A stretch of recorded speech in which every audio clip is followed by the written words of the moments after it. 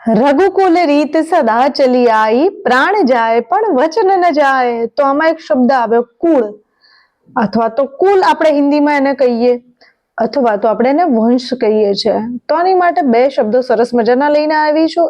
એક છે ક્લાન અથવા ક્લેન, CLAN, ક્લેન.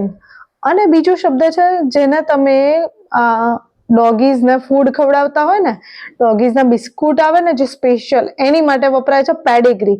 તો આ એકચ્યુઅલી પેડિગ્રીનો બીજો અર્થ જે છે એ થાય છે વંશ અથવા કુળ. સ્પેલિંગ છે PEDIGREE, પેડિગ્રી અથવા તો પેડેગ્રે આપણે જેને કહીએ છીએ પેડિગ્રી.